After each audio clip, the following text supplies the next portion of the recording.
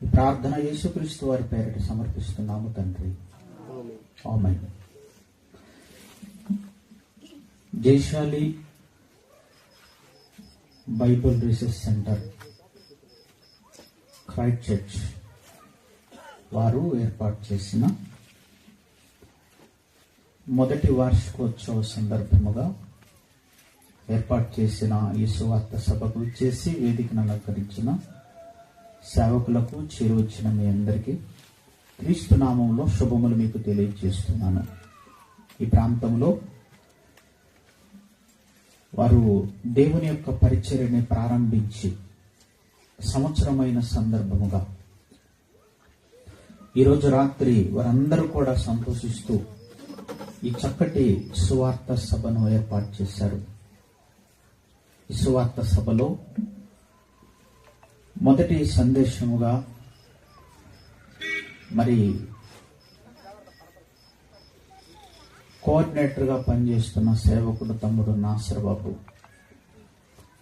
తక్కువ సమయంలో కొన్ని మంచి మాటలు మనకు జ్ఞాపకం చేశారు. చాలా సంతోషం ప్రియులారా. మరి ఈ సంవత్సర కాలంలో వారు చేసిన పరిచర్య చాలా గొప్పది. అనేక గ్రామాలకు వెళ్లి సువార్తను ప్రకటించారు. వేల లక్షల రూపాయలు ఖర్చు చేసి అనేక ప్రాంతాలకి సత్య సువార్తను ప్రకటించారు. సుమారు 50 గ్రామాలు అనుకుంటున్నాను. ఈ సంవత్సరంలో 35 గ్రామాలు నిర్విరామంగా సువార్తను ప్రకటించారు. ఎంతో మంది ప్రజలకు ఈ వాక్యాన్ని అందించారు. ఎన్నో ఆత్మలు ప్రభువులోనికి వచ్చాయి. ఎన్నో ఆత్మలు వాక్యాన్ని బట్టి బలపడ్డారు.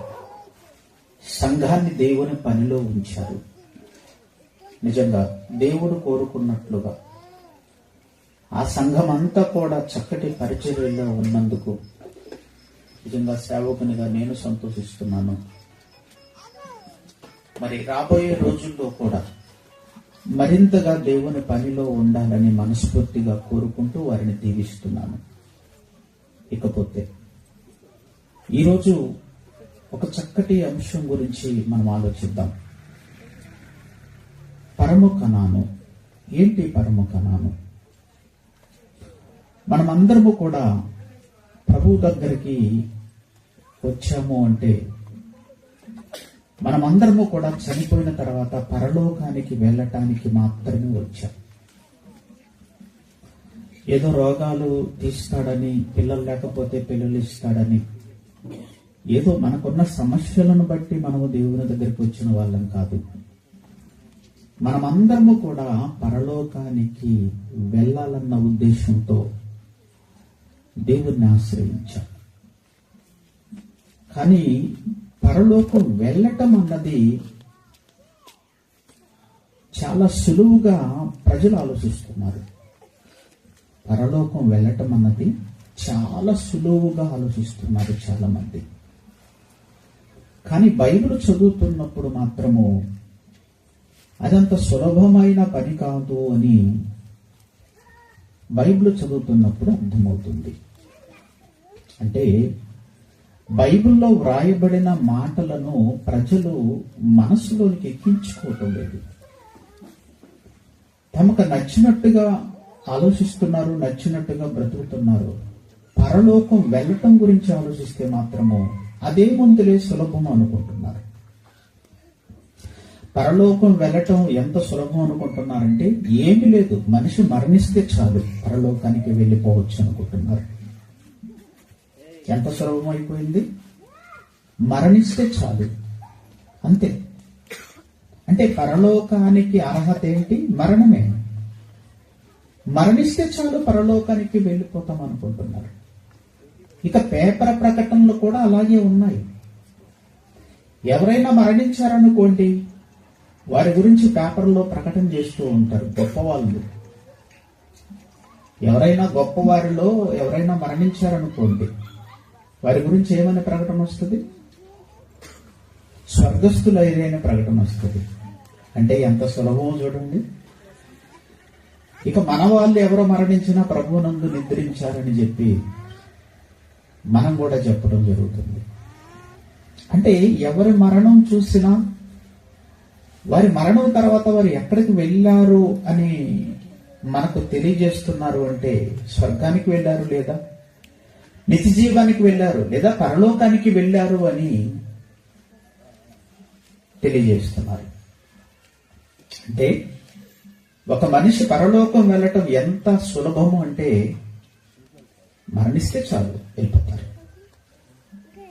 ఇంకా ఎంత సులభం అనుకుంటున్నారంటే పరలోకం శ్మశానానికి ఏ శవమైనా వెళ్తుంది.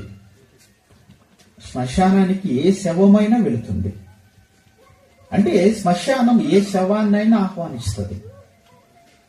అంటే రోగమన్న శవమైనా, రోగం లేని శవమైనా, పాపం చేసిన శవమైనా, పాపం చేయని శవమైనా, ఆడవారి శవమైనా, మగవారి శవమైనా, ఏ శవాన్నైనా వెల్కమ్ అంటది. ఏది? శ్మశానం. అలా అనుకుంటున్నారు పరలోకం కూడా. పరలోకం కూడా ఎలా అనుకుంటున్నారంటే శ్మశానం లాంటిది అనుకుంటున్నారు. చూసారా? అంటే ఎంత ఈజీ అంటే పరలోకం వెళ్ళిపోవటం అంత ఈజీ అనుకుంటున్నారు ప్రజలు. ఇక క్రైస్తవుల విషయానికి వస్తే చాలా మంది అభిప్రాయాలు చాలా చాలా వేరుగా ఉన్నాయి. ఏమి లేదు, ప్రతి ఆదివారం వెళ్ళి గుడికి వెళ్ళిస్తే సరిపోతుంది, పరలోకానికి వెళ్ళిపోతాం, పరలోకాన్ని దేవుడు ఇచ్చేస్తాడు అన్న అభిప్రాయంలో ఉన్నారు కొంతమంది. మరి కొంతమంది ఎలాంటి అభిప్రాయంలో ఉన్నారు అంటే ఆదివారం వెళ్ళకపోయినా కానుక పంపిస్తే సరిపోతుంది, దేవుడు మనకి పరలోకాన్ని ఇస్తాడన్న అభిప్రాయంలో ఉన్నారు. చూసారా ఎలాంటి అభిప్రాయాలు ఉన్నాయో క్రైస్తవులకి? బాగా వినాలి. ఎలాంటి అభిప్రాయాలు ఉన్నాయో చూడండి క్రైస్తవులకి. కేవలం ఆదివారం వెళ్ళొస్తే సరిపోతుంది, పరలోకానికి వెళ్ళిపోతాం, దేవుడు పరలోకాన్ని ఇస్తాడు అన్న అభిప్రాయం కొంతమందికి ఉంది. లేదు, మనం ఆదివారం వెళ్ళకపోయినా కానుక పంపిస్తే సరిపోతుంది, మనకు దేవుడు పరలోకాన్ని ఇస్తాడు అన్న అభిప్రాయం మరికొంతమందికి ఉంది. మరికొంతమందికి ఏ ఉద్దేశం ఉందో తెలుసా? ఏమి లేదు, మనం దేవుని గుడికి కూడా వెళ్ళనక్కర్లేదు, ఇంటి దగ్గర బైబిల్ చదువుకుంటే సరిపోతుంది అనుకుంటున్నారు కొంతమంది. చూసారా ఎలాంటి అభిప్రాయాలు కలిగి క్రైస్తవులు ఉన్నారు? అందరూ కాదండి, నేను అందరిని అంటం లేదు, కొందరు అంటున్నాను. అంటే ప్రజల మనస్సులో పరలోకం గురించి ఎలాంటి ఉద్దేశాలు ఉన్నాయంటే అదంత పెద్ద పని కాదు అన్న ఉద్దేశాలు ఉన్నాయి. మరి కొంతమంది ఏమనుకుంటున్నారు తెలుసా? మనం గుడికి వెళ్ళినా వెళ్ళకపోయినా కేవలం నమ్ముకుంటే పరలోకానికి వెళ్ళిపోతాం. ఈజీ అన్నమాట. ఎంత సులభం అంటే అంత సులభం. ఓకే, ఈ అభిప్రాయాలన్నీ కూడా రైటా కాదా, అవునా కాదా, రైటా రాంగా అని దేవుడు వ్రాయించిన మాటలను బట్టి ఈరోజు మనం ఆలోచిద్దాం. దేవుడు ఏమని వ్రాయించాడు పరలోకానికి వెళ్ళాలి అంటే అన్నది ఈరోజు మనం తెలుసుకోబోతున్నాం. దానికంటే ముందు మనకంటే ముందు పుట్టి దేవుని పిల్లలుగా గుర్తింపు పొందిన వారి గురించి మనం వినబోతున్నాం. వారి చరిత్ర మనం వినాలి. పరలోకం ఎంత కష్టమో లేదంటే సులభమో అన్న విషయాలు తేలాలి అంటే ఒకనాటి ఇశ్రాయేలీల గురించి మనకు బాగా తెలియాలి. విందాం.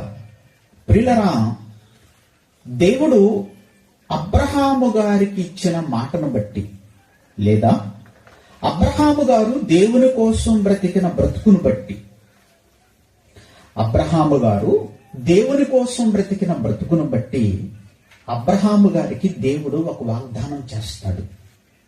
ఏంట వాగ్దానం అంటే ఒక దేశాన్ని చూపించి ఈ దేశాన్ని నీ సంతతికి ఇస్తాను అని ఒక వాగ్దానం చేస్తాడు. ఆ దేశం ఏదో కాదు, కనాను దేశం.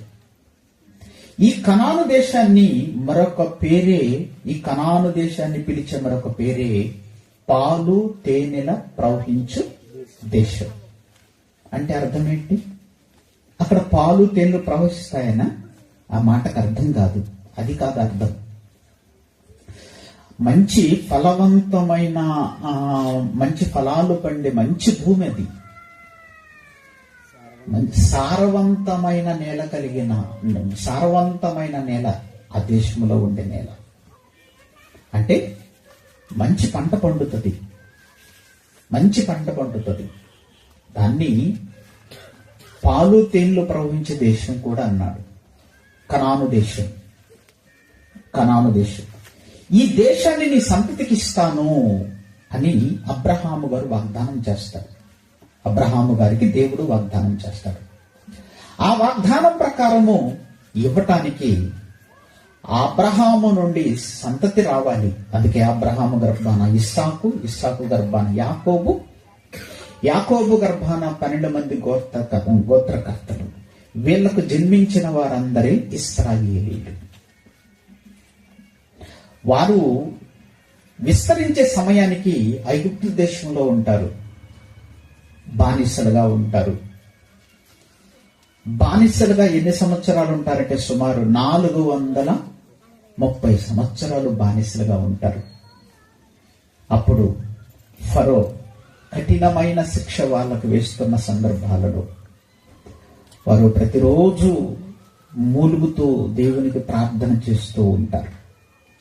అప్పుడు దేవుడు వారి మరణం ఆలకించి వారి ప్రార్థనకు సమాధానముగా మోషేను పుట్టిస్తాడు దేవుడు. మోషే తర్వాత అహరోన్ని ఏర్పాటు చేసుకొని వారిద్దరి ద్వారా ఐగుప్తు దేశములో ఉన్న ప్రజలను, ఇశ్రాయేలీల ప్రజలను విడిపించటం మనందరికీ తెలుసు. అందులో బయలుదేరిన వారు ఎంతమంది అట ఒక్కసారి చూడండి. అందులో బయలుదేరిన వారు ఎంతమంది అని చెప్తాడు అక్కడ. ఎక్కడుందా మాట? నిర్గమాకాండము 12వ అధ్యాయం 37వ వచనం. నిర్గమకాండం 12వ అధ్యాయము 37వ వచనం. ఈ సంఖ్య చాలా అవసరం, మనకి చాలా అవసరం, గుర్తుపెట్టుకోండి. నిర్గమకాండం 12వ అధ్యాయము 37వ వచనం తీసరా. నిర్గమకాండం 12వ అధ్యాయము 37వ వచనం. అప్పుడు ఇశ్రాయేలీలు రామసేసు నుండి సుక్కోతుకు ప్రయాణమైపోయిరి.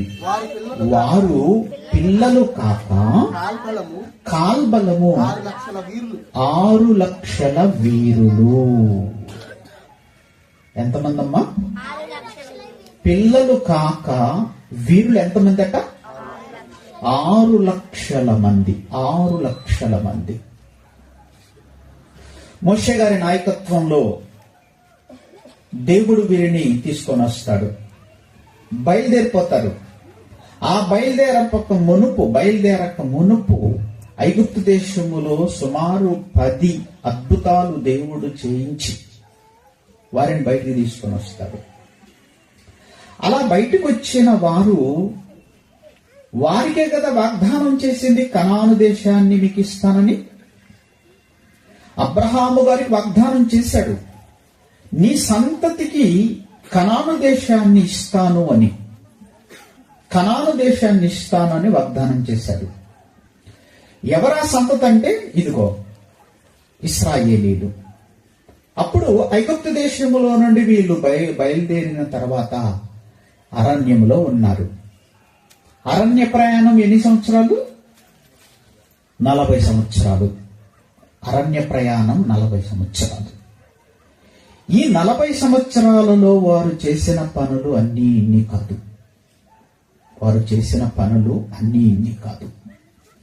ఆ తర్వాత ఒకరోజు 40 సంవత్సరాలు పూర్తయిన తర్వాత కనాను దేశంలోనికి అడుగు పెట్టారు. బాగా వినండి, కనాను దేశంలోనికి అడుగు పెట్టారు. ఇంతకీ 6,00,000 కాల్బలములో కనాను దేశములోనికి అడుగు పెట్టిన వారు 6,00,000 మందా? ఎంతమంది బయలుదేరారు? 6,00,000 మంది బయలుదేరారు. 6,00,000 కాల్బలం, పిల్లలు కాక. ఈ 6,00,000 మందిలో కనాను దేశానికి ఎంతమంది వెళ్ళారు? ఎంతమంది వెళ్ళారు? లెక్క చూద్దామా? ఎంతమంది వెళ్ళారు లెక్క చూద్దామా? సంఖ్యాకాండము 14వ అధ్యాయం 30వ వచనం చూడండి. ఎంతమంది వెళ్ళారో ఒక్కసారి సంఖ్యాకాండము 14వ అధ్యాయము 30వ వచనం చదవండి. యెఫున్నె కుమారుడైన కాలేబును. తీసారమ్మా, సంఖ్యాకాండము 14వ అధ్యాయం 30వ వచనం. యెఫున్నె కుమారుడైన కాలేబును, యెఫున్నె కుమారుడైన కాలేబును, నూను కుమారుడైన యెహోషువయు తప్ప మిమ్మును నివసింపజేయుదునని నేను ప్రమాణము చేసిన దేశమందు మీలో ఎవరును ప్రవేశింపరు, ఇది నిశ్చయము.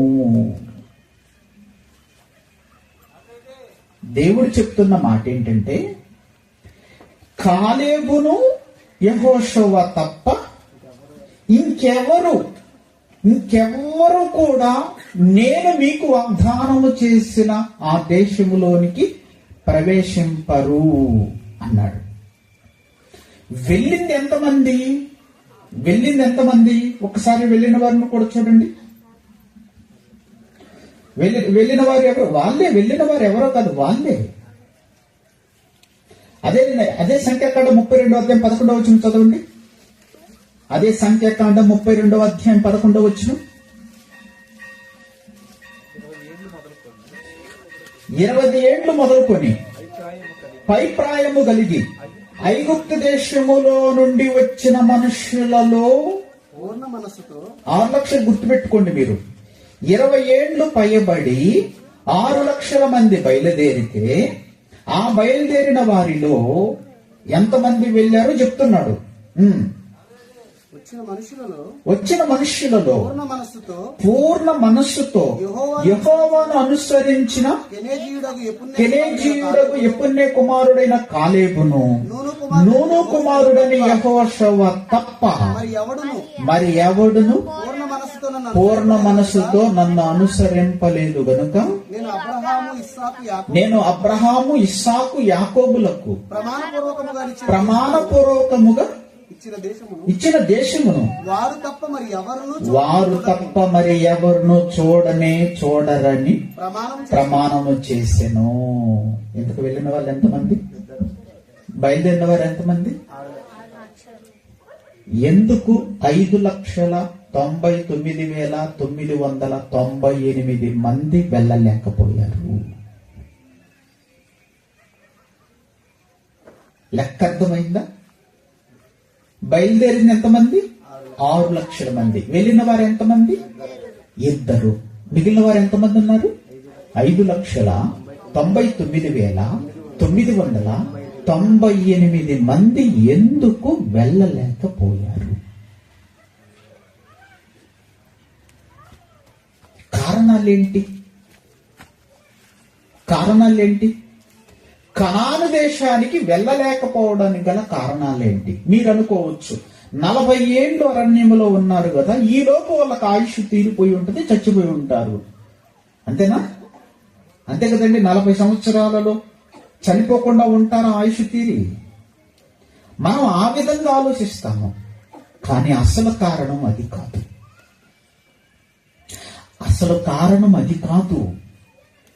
5,99,998 మంది ఎందుకు కనాను దేశములోనికి వెళ్ళలేకపోయారు అంటే,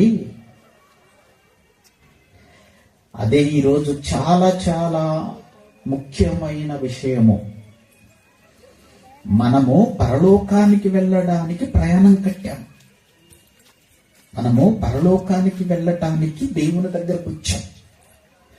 ఆ పరలోకానికి వెళ్ళాలి అంటే మొదట ఈ కనానుకు ఎందుకు వెళ్ళలేకపోయారు అన్న సంగతి మనకు తెలియాలి. అమ్మ వినాలి. వదిలేయండి. మనము పరలోకానికి వెళ్ళాలి అంటే ఈ కనాను దేశానికి 5,99,998 మంది ఎందుకు వెళ్ళలేకపోయారు అన్న సంగతి మనకు తెలిస్తే జాగ్రత్త పడతాం.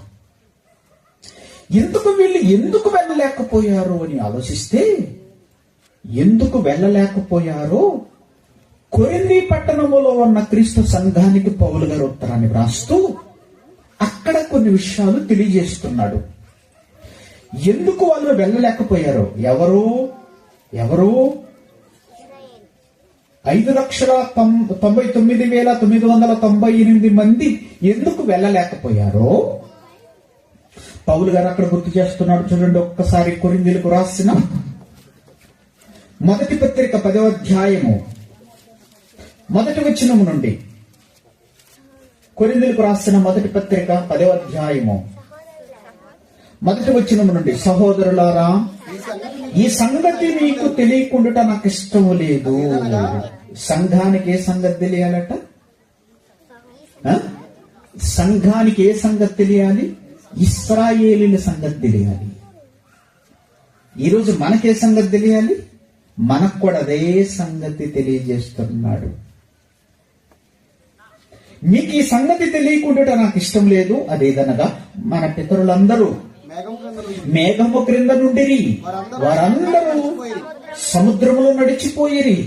అందరూ మోషేను బట్టి మేఘములోను సముద్రములోను బాప్తిస్మం పొందిరి. అందరూ ఆత్మ సంబంధమైన ఒకే ఆహారం భుజించిరి.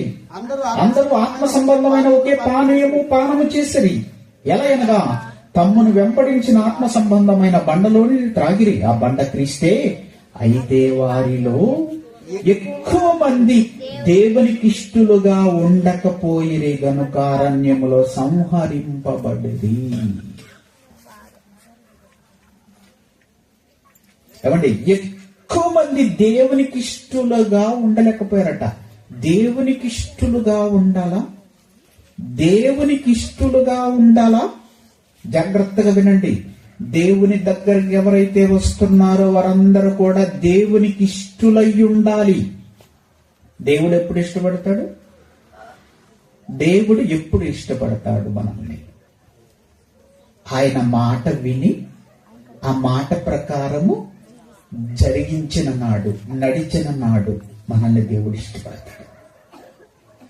మన పిల్లలు 4 ఉన్నారనుకోండి, 4లో 2 మన మాటను గౌరవించి మన మాట ప్రకారం చేస్తున్నారనుకోండి, ఇంకిద్దరు మన మాటను గౌరవించరు, వారి ఇష్ట ప్రకారం తిరుగుతున్నారు అనుకోండి. ఎవరిని ఇష్టపడతాం మనము? మాట వినేవారిని ఇష్టపడతాం. 4 కొడుకులే, కానీ 2 మాత్రం మన మాట వింటారు, 2 మాత్రం మన మాట వినరు. మన మాట వినని వాడి పైన అంత ప్రేమ ఎందుకు ఉంటుంది చెప్పండి?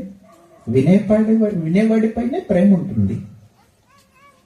దేవుడికి కూడా అదే మనస్సు. మనల్ని దేవుడు ఇష్టపడాలి అంటే మనం ఆయన మాటను గౌరవించాలి. అనగా ఆయన మాటను వినాలి, ఆ మాట ప్రకారము జీవించాలి. అప్పుడే దేవుడు ఇష్టపడతాడు. కానీ ఇశ్రాయేలీలలో ఎక్కువ మంది ఆయనకి ఇష్టలుగా లేరట. మరి అలాంటి ఇష్టముతో ఉన్నారు వాళ్ళు? వాళ్ళ ఇష్ట ప్రకారం ఉన్నారు. వాళ్ళ ఇష్ట ప్రకారం ఉన్నారు, వారికి నచ్చినట్టుగా ఉన్నారు. వాళ్ళు ఎలా ఉన్నారో, దేవునికి ఇష్టలుగా లేకపోవడానికి వాళ్ళ ఇష్ట ప్రకారం ఎలా ఉన్నారో క్రిందికి చెప్తున్నాడు. ఇప్పుడు చదవండి. వారు ఆశించిన ప్రకారం మనము చెడ్డవాటిని ఆశింపకుండునట్లు ఈ సంగతులు మనకు దృష్టాంతముగా ఉన్నవి. జనులు తినుటకును త్రాగుటకును కూర్చుండి ఆడుటకు లేచిరి. ఇదేంటండి? తినటానికి త్రాగడానికి లేచారా? చూసారా? తినడానికి త్రాగడానికి లేచారట. తర్వాత ఇంకా కొంతమంది అని వ్రాయబడినట్లు వారిలో కొందరు మరియు వారి వలె మనము వ్యభిచరింపకయుందుము.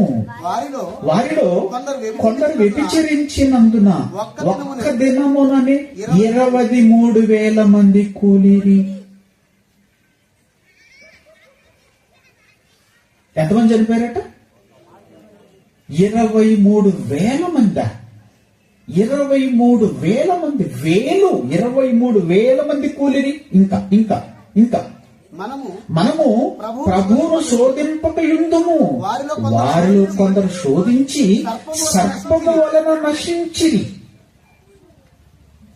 ఎక్కడెక్కడ దెబ్బ అయిపోతున్నారు వీళ్ళు? ఎక్కడెక్కడ దెబ్బ అయిపోతున్నారు? తినడానికి త్రాగడానికి కూర్చుండి ఆడుటకు లేచారు, అక్కడ దెబ్బైపోయారు. వ్యభిచరించారు, అక్కడ దెబ్బైపోయారు. ఇంకా శోధించారు, అక్కడ దెబ్బైపోయారు.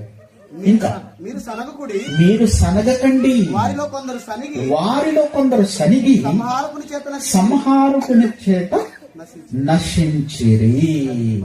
ఇప్పుడు ఎంతమంది వచ్చారో చెప్పగలరా? ఎంతమంది వచ్చారు అక్కడ? కొంతమంది ఏమో వ్యభిచరించారట, కొంతమంది ఏమో తిని త్రాగడానికి లేచారట, కొంతమంది వ్యభిచరించారట, కొంతమంది ఏమో శోధించారట, కొంతమంది ఏమో సనుక్కున్నారట. టోటల్ గా దేవునికి ఇష్టం లేకుండా పోయారు. చూసారా? ఇంకా చూస్తారా? హెబ్రీయులకు రాసిన పత్రిక ఇంకా చూడండి. ఎవరు ఎందుకు కనాను దేశంలోనికి వెళ్ళలేకపోయారు, దేవుడు వారిని ఎందుకు పంపించలేదో ఒకసారి హెబ్రీయులకు రాసిన పత్రిక చూడండి. హెబ్రీయులకు రాసిన పత్రిక 3వ అధ్యాయము, హెబ్రీయులకు రాసిన పత్రిక 3వ అధ్యాయము 16వ వచనం నుండి చదవండి. 16వ వచనం. విని కోపం పుట్టించిన వారెవరు? మోషే చేత నడిపింపబడి ఐగుప్తులో నుండి బయలుదేరి వచ్చిన వారందరే కదా. ఎవరి మీద 40 ఏళ్ళు ఆయన కోపగించెను? పాపం చేసిన వారి మీదనే కదా. వారి శవములు అరణ్యములో రాలిపోయెను. తన విశ్రాంతిలో ప్రవేశింపరని ఎవరిని గూర్చి ప్రమాణం చేసెనో అవిధేయులైన వారిని గూర్చియే కదా. ఇప్పుడు జాగ్రత్తగా వినండి, చివరి వచనం. కాగా అవిశ్వాసము చేతనే వారు ప్రవేశింపలేకపోయారని గ్రహించుచున్నాము. ఎందుచేతనంట వాళ్ళు ప్రవేశించలేకపోయింది? అవిశ్వాసము చేతనే ప్రవేశింపలేకపోయారు. అంటే వ్యభిచరించిన వాళ్ళు కనానికి వెళ్ళలేకపోయారు, ఇంకా శోధించిన వారు కనానికి వెళ్ళలేకపోయారు, సనిగిన వారు కనానికి వెళ్ళలేకపోయారా? వీళ్ళు ఈ పని చేసినందుకు ఇంకా చివరిలో మనం చదువుకున్నదేంటి? అవిశ్వాసం. అంటే నమ్మలేకపోయేసరికి కనానుకు పంపించలేకపోయాడా దేవుడు? ఈ విధంగా వీళ్ళు చేసినందుకు కనానుకు పంపించలేకపోయాడా? కనానుకు తీసుకువెళ్ళలేకపోయాడా? కనానుకు వెళ్ళలేకపోయారా వీళ్ళందరూ కూడా? ఏమా మీకు ఏమర్థమవుతుందో నాకైతే అర్థం కాలేదు, కానీ ఒకటి మీకు క్లారిటీగా అర్థం కావాలి. అదేంటంటే, కనాను దేశములోనికి వ్యభిచారం చేసిన వాడిని పోనివ్వలేదు, కనాను దేశములోనికి సనిగిన వాడిని పోనివ్వలేదు, కనాను దేశములోనికి శోధించిన వాడిని పోనివ్వలేదు, కనాను దేశములోనికి అవిశ్వాసుల్ని పోనివ్వలేదు, అవిధేయులు పోనివ్వలేదు. నాకు తెలియక అడుగుతాను, దేవుడు వీళ్ళని ఎందుకు పోనివ్వలేదు? అదేమన్నా పరలోకమా? కనాను దేశమేమన్నా పరలోకమా? ఏమంటే కనాను దేశం ఏమన్నా పరలోకమా? పరలోకానికి రానివ్వలేదు అంటే ఒక అర్థం ఉంది. మీకు అర్థమవుతుందా? పరలోకం పరిశుద్ధ పట్టణం, పరలోకం పరిశుద్ధులుండే లోకం. అక్కడున్న దేవుడు పరిశుద్ధుడు, అక్కడున్న దేవదూతలు పరిశుద్ధ దూతలు. అక్కడికి వెళ్ళేవారు పరిశుద్ధులుగా ఉండాలి. కనుక వీళ్ళందరూ పాపం చేశారు కనుక రానివ్వను అంటే ఒక అర్థం ఉంది. అంతేనా? ఏమో అర్థమవుతుందా? కనాను దేశమేమన్నా పరలోకమా? కాదు. కనాను దేశం అంటే భూమి మీద ఒక భూభాగం, అది భూమి మీద ఒక భాగం. అది పరలోకం కానప్పుడు మరి పంపించొచ్చుగా, విధేయుడిని పంపించచ్చు, వ్యభిచారిని పంపించచ్చు, ఏమండి శోధించిన వారిని పంపించచ్చు. మరి వీళ్ళందరినీ పంపించవచ్చు కదా. ఎందుకు దేవుడు వారిని పంపించకుండా మధ్యలోనే రాలిపోయేటట్లుగా చేశాడు? మధ్యలోనే ఎందుకు చంపేశాడు? అది పరలోకంగానైతే మనం కూడా ఆలోచించాలి. అది పరలోకం కాదు. పరలోకం కానప్పుడు ఇవ్వచ్చుగా. అబ్రహాము గారికి కూడా వాగ్దానం చేశాడుగా. మరి వాగ్దానం చేసినప్పుడు వీళ్ళకి వెంటనే ఇవ్వచ్చు కదా. వారిలో కాలేబు యెహోషువకే ఎందుకు ఇచ్చాడు అంటే, దేవుడిచ్చే దేవుడు చేసిన ఆ వాగ్దానాన్ని పొందుకోవాలి అంటే, దేవుడు చేసిన ఆ వాగ్దానాన్ని పొందుకోవాలి అంటే దేవునికి నచ్చినట్లుగా ఉండాలి. అర్థమవుతుందా? దేవుడు చేసిన వాగ్దానాన్ని పొందుకోవాలి అంటే దేవుడికి నచ్చినట్లుగా ఉండాలి. నీకిష్టమైనట్లుగా, నీకు నచ్చినట్లుగా నువ్వు బ్రతికితే ఆ వాగ్దానాన్ని ఇస్తాడు అనుకుంటే పొరపాటు. ఇది మనకు ఒక సూచనగా ఉంది. ఎందుకంటే భూమి మీద ఒక భూభాగాన్ని ఇవ్వటానికి దేవుడు ఆలోచించాడు. చెడిపోయిన వారిని ఇప్పుడు లోపలకు పోనివ్వలేదండి. పాపం చేసిన వారిని లోపలకు పోనివ్వలేదు. అసలు అది పరలోకం కూడా కాదు. అది పరలోకం కూడా కాదు. భూమి మీద ఒక భూభాగములోనికి దేవుడు పోనివ్వలేదు. 6 లక్షల కాల్బలములో బయలుదేరిన వారిలో 6 లక్షల కాల్బలంలో 20 సంవత్సరాలకు పైబడిన వారిలో బయలుదేరిన వారిలో ఏమంటే ఇద్దరే వెళ్ళారు, మిగిలిన వారు వెళ్ళనివ్వకుండా చేశాడు అంటే ఆయన చేసిన వాగ్దానం అనుభవించకుండా మధ్యలోనే రాలిపోయారు అంటే ఒక్కసారి ఆలోచించండి ప్రియులారా, ఒక్కసారి ఆలోచించండి. కనాను దేశములోనికే దేవుడు ప్రజలను పోనివ్వటానికి ఆలోచించాడు అంటే ఇక మనకు చేసిన వాగ్దానం కూడా ఒకటి ఉంది. మనకు చేసిన వాగ్దానం కూడా ఒకటి ఉంది.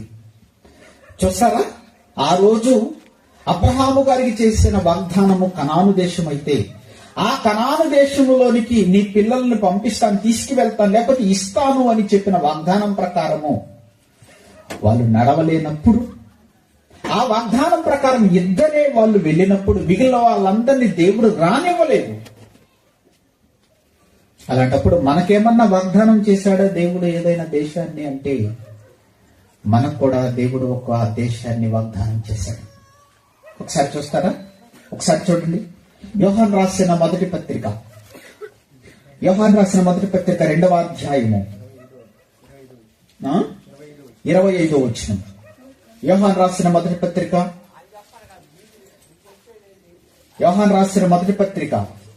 2వ అధ్యాయము 25వ వచనం. నిత్య జీవమును అనుగ్రహించుననిదియే ఆయన తానే మనకు చేసిన వాగ్దానము. ఇక్కడ ఒకటి మనకు కనపడుతుంది వాగ్దానం. ఇశ్రాయేలీలకు వాగ్దానం చేశాడు, కనాను దేశాన్ని, పాలు తేలు ప్రవహించే దేశాన్ని మీకు ఇస్తాను అని. దాన్ని పొందుకోలేకపోయారు చాలా మంది. మధ్యలోనే అరణ్యంలో రాలిపోయారు, ఆకులు రాలినట్టు రాలిపోయారు వాళ్ళు చేసిన ఆకృత్యాలను బట్టి. ఏమంటే తినిన వారిని తాగిన వారిని చంపేశాడా అంటే, తినటం త్రాగడం తప్ప చెప్పండి? తప్పేం లేదు. ఎందుకు జరిగింది ఆ పొరపాటు అంటే, ఆ చరిత్రలోకి వెళ్తే ఉంటుంది. అదంతా కూడా ఆ వ్యభిచారులు ఎలా చనిపోయారో, ఆ తినే త్రాగే దగ్గర ఎలా చనిపోయారు, విగ్రహారాధకుల దగ్గర ఎలా చనిపోయారు, సనిగిరి దగ్గర ఎలా చనిపోయారు, శోధించిన దగ్గర ఎలా చనిపోయారు, అవన్నీ కూడా ఉన్నాయండి బైబిల్లో. అవన్నీ కూడా ఒక్కొక్కటి మనం చూస్తే చాలా టైం అయిపోతుంది. అందుకే బైబిల్ బాగా చదవండి, అవన్నీ కూడా ఎక్కడ జరిగినాయో పౌలు గారు కొరింథీ పట్టణంలో ఉన్న సంఘానికి తెలియజేస్తున్న ఆ విషయాలన్నీ కూడా ఆ పాత నిబంధనలో, ఆ ఇశ్రాయేలు చరిత్రలో జరిగినాయి. అవన్నీ కూడా అవి ఒకసారి మనం ఓపెన్ చేస్తే చాలా టైం అయిపోతుంది. అందుకే వాళ్ళందరి గురించి 1-2 మాటల్లో మీకు తెలియజేస్తున్నాను. మొత్తం మీద మీకు ఒక క్లారిటీ వచ్చింది. కనాను దేశానికి బయలుదేరిన వారిలో 2 మాత్రమే వెళ్ళారు, మిగిలిన వారు వెళ్ళలేకపోయారు. వెళ్ళలేకపోవడానికి గల కారణాలేంటో కొన్ని విషయాలు మీతో పంచుకున్నాను, కొన్ని విషయాలు మీకు తెలియజేశాను. అయితే ఈ క్రమంలో మనకు దేవుడు ఒక దేశాన్ని వాగ్దానం చేశాడు. ఏంటా దేశము? నిత్య జీవము, పరలోకము. అందుకే మన పాట పేరేంటి? పరమ కనాను. మనం కూడా పరలోకానికి వెళ్ళడానికి ప్రయాణం కట్టాం, అంతే కదా? అయితే మనకు కూడా రూల్స్ ఏమన్నా ఉన్నాయా? ఫుల్లుగా ఉన్నాయట. ఉన్నాయి, వాళ్ళకి మించినవి ఉన్నాయి. ఒక భూభాగ విషయంలోనే దేవుడు వారిని రానివ్వలేదు. నాకు ఆశ్చర్యం అనిపించిందండి. వ్యభిచారానికి కణానికి సంబంధం ఏముంది అనిపించింది. సరిగిన దానికి ఈ కణానికి సంబంధం ఏముంది అనిపించింది. మొత్తాన్ని ఇవ్వచ్చు కదా అనిపించింది. ఇవ్వడండి ఆయన, ఇవ్వడు. ఆయన చేసిన వాగ్దానాన్ని పొందుకోవాలంటే ఆయనకి ఇష్టంలో ఉండాలి. గుర్తుపెట్టుకోండి. సింపుల్ గా ఒక మాట చెప్పమంటారా? ఎప్పుడు చాలా మంది ఒకటి చదివిస్తూ ఉంటారండి. ఒకసారి మీరు కూడా చూడండి, అవి ఎప్పుడు ఆయన ఆశీర్వాదాలు అవి అప్లై అవుతాయో ఒకసారి. ద్వితీయోపదేశకాండం 28వ అధ్యాయం మొదటి వచనం నుండి, నీవు నీ దేవుడైన యెహోవా మాట శ్రద్ధగా విని నేడు నేను నీకు ఆజ్ఞాపించుచున్న ఆయన ఆజ్ఞలన్నిటినీ అనుసరించి నడుచుకొని ఎడల. ఏంటట? యెహోవా మాట శ్రద్ధగా విని నేడు నేను నీకు ఆజ్ఞాపించుచున్న ఆయన ఆజ్ఞలన్నిటినీ అనుసరించి నడుచుకొని ఎడల నీ దేవుడైన యెహోవా భూమి మీదనున్న సమస్త జనముల కంటే నిన్ను హెచ్చించును. ఎలా హెచ్చిస్తాడో చెప్తున్నాడు. నీవు నీ దేవుడని యెహోవా మాట వినిన ఎడల ఈ దీవెనలన్నీ నీ మీదికి వచ్చి నీకు ప్రాప్తించును. ఇప్పుడు చెప్తున్నాడు దీవెనలు. నీవు పట్టణములో దీవింపబడదువు, పొలములో దీవింపబడదువు, నీ గర్భఫలము, నీ భూఫలము, నీ పశువుల మందలు, నీ దుక్కుటెత్తులు, నీ గొర్రె మేకల మందలు దీవింపబడును. నీ గంపయు పిండి పిసుకు నీ తొట్టియు దీవింపబడును. నీవు లోపలికి వచ్చినప్పుడు దీవింపబడదు, వెలుపలకు వెళ్ళినప్పుడు దీవింపబడదు. నీ మీద పడు నీ శత్రువులు యెహోవా నీ ఎదుట హతమగునట్లు చేయును. చూసారా ఎక్కడెక్కడ దీవింపబడతాడో రాస్తున్నాడు. ఎప్పుడు ఈ దీవెనలన్నీ ఎప్పుడు శ్రద్ధగా ఆయన మాట విని ఆయన ఆజ్ఞలన్నీ అనుసరించి నడుచుకొనినప్పుడు. గుర్తుపెట్టుకోండి, ఇశ్రాయేలుతో చెప్తున్న మాటలు ఇవన్నీ కూడా. పిండి పిసుక తొట్టి కొడక కిందికి వస్తే అదే అంటాడు. పిండి పిసుక తొట్టి కూడా దీవింపబడుతుందట. ఈ పై మాటను విడిచిపెట్టి ఈ దీవెనలన్నీ గుర్తుపెట్టుకున్నాం అనుకో, దెబ్బైపోతాం. మొదటి మాట ముందు ఆయన మాట చెప్పాడు, తర్వాత దీవెనలన్నీ చెప్పాడు. ముందు ఆయన మాట చెప్పాడు, ముందు ఆయన ఆజ్ఞల గురించి చెప్పాడు, తర్వాత దీవెనలన్నీ చెప్పాడు. ఆయన ఆజ్ఞలు మర్చిపోయి దీవెనలన్నీ గుర్తుపెట్టుకున్నారు మన వాళ్ళంతా. షరతులు వర్తిస్తాయి,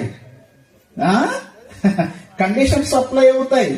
ఈ మర్చిపోతారండి మన వాళ్ళు. ఆ దీవెనల మీద పడిపోయారు అందరు కూడా. ఒక్కటే గుర్తు పెట్టుకోండి, దేవుడు ఒకటి ఇస్తాను అంటే అది మనం పొందుకోవాలి అంటే ఆయన మాట వినాలి. అందుకే వాళ్ళు అక్కడ దెబ్బైపోయారు, ఇశ్రాయేలీయులు దెబ్బైపోయారు. ఆయన మాటల్ని లెక్క చేయలేదు, వాళ్ళ ఇష్ట ప్రకారం నడిచారు. అందుకే కనాను చేరుకోలేకపోయారు. ఇప్పుడు వెళ్దామా? మన దేశానికి వద్దామా? ఇప్పుడు మనకు చేసిన వాగ్దానానికి వద్దాం. మనకు కూడా ఒక వాగ్దానాన్ని చేశాడు దేవుడు. ఏంట వాగ్దానము? నిత్య జీవాన్ని మీకు ఇస్తానన్నాడా? ఇస్తానన్నాడు కదా, నువ్వు తీసుకునేది కదా. ఇస్తానన్నాడు కదా, వెళ్ళేది కదా అనుకుంటున్నారా? ఇక్కడ కూడా కండిషన్స్ పెట్టాడా? చూద్దామా? ఎవరెవరు వెళ్ళలేరు ముందుగానే చెప్తున్నాడు. ఎవరెవరు చెప్తున్నాడు. ఎవరెవరు వెళ్ళలేరట? ఇక్కడ కూడా ఎవరెవరు వెళ్ళలేరట? కొరింథీయులకు రాసిన మొదటి పత్రిక 6వ అధ్యాయము 9వ వచనం 10వ వచనం చదవండి. ఇక్కడ కూడా కొంత వెళ్ళలేని వాళ్ళ లిస్ట్ ఇచ్చాడు చూడండి ఒక్కసారి. నిత్య జీవం ఇస్తానన్నాడు కదా, వెళ్ళిపోవడమే కదా అనుకుంటున్నారేమో. ఒక్కసారి చదవండి కొరింథీయులకు రాసిన మొదటి పత్రిక 6వ అధ్యాయము 9వ వచనం 10వ వచనం. అన్యాయస్తులు దేవుని రాజ్యమునకు వారసులు కారేరని మీకు తెలియదా? మోసపోకండి. ఆడంగితనమురైనను, పురుష సంయోగులైనను, దొంగలైనను, లోబులైనను, త్రాగుబోతులైనను, దోషకులైనను, దోచుకుని వారైనను దేవుని రాజ్యమునకు వారసులు కాలేరు. మనకు వాగ్దానం చేసిన నిత్య జీవంలోని కూడా ఎవరెవరు వెళ్ళలేరట? ఎంత పెద్ద లిస్టో చూడండి. చూసారా? ఏంది? లోబులు కూడా వెళ్ళలేరు. లోబి అంటే ఎవరమ్మా? పిసినారి పిసినారి పిసినారి వెళ్ళలేడా? వెళ్ళలేడమ్మా, వెళ్ళలేడు. ఎందుకు వెళ్ళలేడు తెలుసా? ధనమే దైవం, ధనమే సర్వస్వం, ధనమే అన్ని. ఆ ధనం మీదనే మనసు పెట్టుకున్నవాడు దేనికి ఇవ్వలేడు, దేవునికి కూడా ఇవ్వలేడు. ధనాపేక్ష అంటారు. ధనవంతుడు పరలోక రాజ్యములో ప్రవేశించుట కంటే సూది బెజ్జములో నుండి ఒంటే సూది బెజ్జములో దూరుట సులభము. ఏమంటే సూది బెజ్జం ఎంత ఉంటది, ఒంటె సైజ్ ఎంత ఉంటది? అదైనా దూరుతుందేమో గాని ధనవంతుడు మాత్రం ఎక్కడికి వెళ్ళాడట? పరలోక రాజ్యములోనికి వెళ్ళలేడు. అమ్మ బాబోయ్, సులభంగా ఆలోచిస్తున్నారు పరలోకం వెళ్ళిపోవచ్చులేని, సులభంగా అనుకుంటున్నారు పరలోకానికి వెళ్ళిపోవచ్చులేని. ఎంత కష్టంగా ఉందో చూడండి. ఇంకా కొన్ని చూపిస్తాం చూడండి. గలతీయులకు రాసిన పత్రిక 5వ అధ్యాయము, గలతీయులకు రాసిన పత్రిక 5వ అధ్యాయము 19వ వచనం నుండి చూడండి. అక్కడ కొన్ని క్యారెక్టర్స్ కనపడతాయి మనకి. శరీర కార్యములు స్పష్టమై ఉన్నవి. ఏనాయనా? 5వ అధ్యాయం 19వ వచనం నుండి శరీర కార్యములు స్పష్టమై ఉన్నవి. అవేవనగా జారత్వము, అపవిత్రత, కామకత్వము, ద్వేషములు, బాగా ద్వేషములు, కలహములు, మత్సరములు, క్రోధములు, కక్షలు, భేదములు, విమతములు, అసూయలు, మత్తతులు, అల్లరితో కూడిన ఆటపాటలు మొదలైనవి. వీటిని గూర్చి నేను మునుపు చెప్పిన ప్రకారము ఇట్టి వాటిని చేయువారు దేవుని రాజ్యమును స్వతంత్రించుకోలేరు. ఏంటి? అల్లరితో కూడిన ఆటపాటల వారు కూడా పరలోకాన్ని ఇవ్వడా దేవుడు? ఏమిటి? ద్వేషించే వారిని కూడా పరలోకాన్ని ఇవ్వడా దేవుడు? ఇంకా ఇంకా ఇంకా ఏమన్నాయి అక్కడ చూడండి. జారత్వము, అపవిత్రత, కామకత్వం, అభిచారము, ద్వేషములు, కలహము, మత్సరములు. అబ్బబ్బా, ఈ రోజు సంఘస్థుల్లో చూస్తుంటే మామూలుగా లేవండి, స్పష్టంగా కనబడతాయండి, పొట్టొచ్చినట్టు కనబడతాయండి సంఘాల్లో. అస్సలు పడదా? సమాధానంగా ఉండలేవా? దేవుడు చెప్తున్నాడు కదా క్షమించమని, దేవుడు చెప్తున్నాడు కదా సమాధానంగా ఉండమని, దేవుడు చెప్తున్నాడు కదా ప్రేమించమని, దేవుడు చెప్తున్నాడు కదా క్షమించమని. దేవుని మాటను కాదని క్షమించలేకపోతున్నావేందయ్యా? నీ సహోదరుడు నీ పట్ల తప్పు చేస్తే ఎందుకయ్యా సమాధానంగా ఉండలేకపోతున్నావు? ఎందుకయ్యా పట్టింపులు, పంతాలు? ఏమంటే ఈ విధంగా ఉన్నారు అంటే వాళ్ళకు పరలోకం వస్తుందా చెప్పండి? వస్తుందా? ఇంకా ఏమంటాడు చూడండి. ఇంకా పైన ఒక మాట అంటాడు. ఈ సహోదరుల మధ్య సరైన సఖ్యత లేనప్పుడు దేవుడు ఏమంటున్నాడో 5వ అధ్యాయం 15వ వచనం చదవండి. 5వ అధ్యాయం 15వ వచనం. అయితే మీరు ఒకరినొకడు కరుచుకొని భక్షించిన ఎడల మీరు ఒకరి వలన ఒకడు బొత్తిగా నశించిపోదురేమో చూసుకోనండి. అంటే సంఘములో ఏముండాలి? సమాధానం ఉండాలి. సంఘములో ఏముండాలి? సఖ్యత ఉండాలి. సంఘములో ఏముండాలి? క్షమాపణ ఉండాలి. సంఘములో ఏముండాలి? ప్రేమ, ఆప్యాయత, అనురాగాలు ఉండాలి సంఘం మధ్య. కానీ సంఘం మధ్య సమాధానం లేదు, ఆప్యాయత లేదు, అనురాగం లేదు. ఏమండి? ద్వేషమే, అంతా ద్వేషమే, ద్వేషించుకోవడమే. క్షమాపణ లేదండి, అసలు క్షమాపణ లేనే లేదు, అసలు క్షమించే గుణం లేనే లేదు. కొన్ని పంచాయతీలు మా దగ్గరికి వస్తా ఉంటే తల పిచ్చెక్కిపోతుంది. ఎవరు చెప్పినా వినరే. పరలోకం వెళ్ళిపోతారనుకుంటున్నారా? లిస్టు చూడండి ఏమంటున్నాడు. 21వ వచనం చదువు నాయన. 5వ అధ్యాయం 21వ వచనం. భేదములు, విమతములు, అసూయలు, మత్తతులు, అల్లరితో కూడిన ఆటపాటలు మొదలైనవి. వీటిని గూర్చి నేను మునుపు చెప్పిన ప్రకారం ఇట్టి వాటిని చేయువారు దేవుని రాజ్యములకు, పరమ కణానికి వారసులు కాలేరు. కరకట్టిగా చెప్పేశాడు. వెళ్ళలేరు అంతే. ఒకవేళ ఇలాంటి మనస్సు ఈ వాక్యం విన్న వారిలో ఎవరిలో ఉందేమో ఒక్కసారి ఈ విషయంలో మీ మనసు మార్చుకోండి. చాలా చాలా మంచిది. మీరు పరలోకం వెళ్ళాలనుకుంటున్నవారు గనుక, పరలోకం వెళ్ళాలనుకుంటున్నారు గనుక వీటన్నిటినీ కూడా మీరు జాగ్రత్త పడాలి.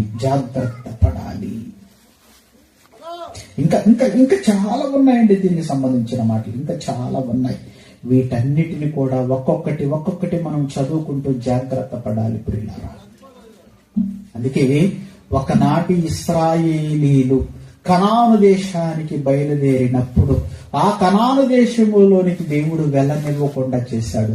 దేవునికి ఇష్టలై లేనప్పుడు ఈరోజు మనం వెళుతున్నది కనాను దేశం కాదు, ఆ కనాను దేశము కంటే మిక్కిలి ఎక్కువ విలువ కలిగిన పరలోకం. ఎవడికి పడితే వాడికి ఇచ్చేది కాదు పరలోకం. కానీ పరలోకం అందరి కొరకు చేసింది. కానీ దాన్ని పొందుకోవాలని దేవుడు కొన్ని కండిషన్స్ పెట్టాడు. కొన్ని అర్హతలు ఉండాలి. ఆ అర్హతలు మనం లేనప్పుడు, కోల్పోయినప్పుడు ఆ పరలోకాన్ని మనం వెళ్ళలేము. మధ్యలోనే రాలిపోతాము. ఎక్కడికి వెళ్ళిపోతామంటే నరకానికి వెళ్ళిపోతాం.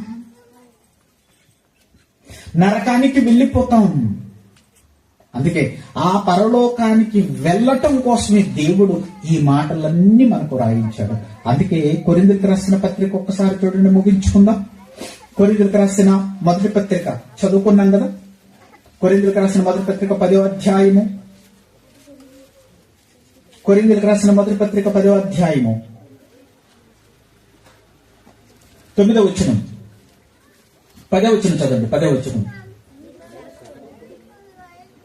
మీరు శనగపుడి వారిలో కొందరు సనికి సంహారకుని చేత నశించిది.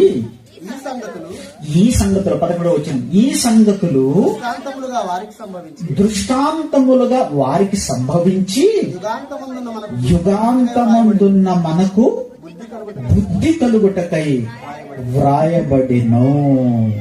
ఏం కలగాలట మనకి? వారికి జరిగిన సంఘటనను బట్టి బుద్ధి కలగాలి. మనకు బుద్ధి రావటం కోసం ఈ మాటలను చెప్తున్నాడు. అందుకే పరలోకానికి వెళ్ళాలి అంటే పరిశుద్ధులై ఉండాలి. దేవుడు చెప్పినట్లుగా నడవాలి. మనకు నచ్చినట్లుగా మనం నడుచుకుంటూ ఏదో ఒక్కటి చేసి దాని వలన మనం పరలోకానికి వెళ్ళిపోవచ్చు అన్న భ్రమలో ఉన్నారేమో.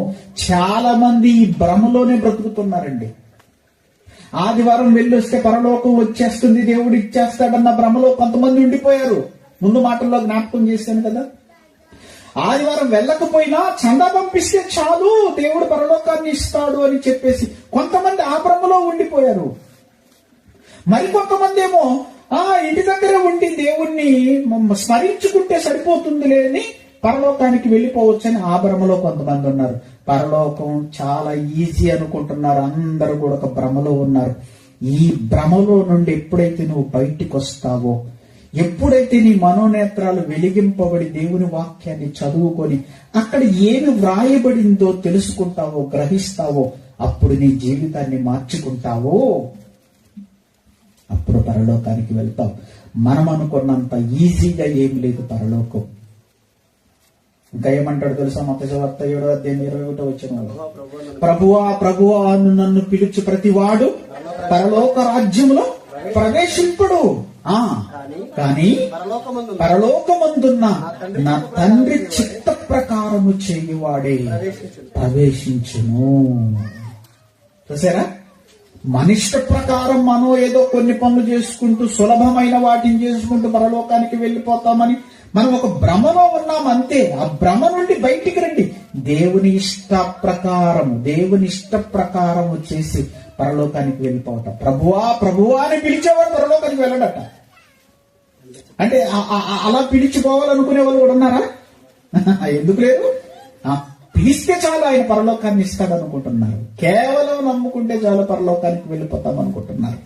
లేదండి. కనాను దేశాన్ని ఇవ్వలేదు. మీకు అర్థమైందో లేదో? కనాను దేశాన్ని ఇవ్వలేదు. ఆఫ్టర్ ఆల్ భూమి మీద ఒక భూభాగం, దాన్నే ఇవ్వలేదు ఆయన. పరలోకం ఏమనుకుంటున్నాడు? అంతకంటే శ్రేష్టమైన లోకం, ఉన్నతమైన లోకం, యుగ యుగాలు ఉండే లోకం, శాశ్వతమైన లోకం, సుఖం సుఖం సుఖం సుఖం, ఎప్పుడు సుఖమే. అలాంటి లోకాన్ని ఎంత ఈజీగా ఇస్తాడా, ఎంత సులభంగా ఇస్తాడా చెప్పండి? లేదు లేదు. అందుకే మనం బ్రతకాలి, దేవుని కోసం బ్రతకాలి, నిష్ట కలిగి బ్రతకాలి. ఆయన చెప్పినవన్నీ చేసుకుంటూ వెళితే తప్ప పరలోకానికి వెళ్ళరు. అనుకున్నంత ఈజీ పరలోకం రాదు.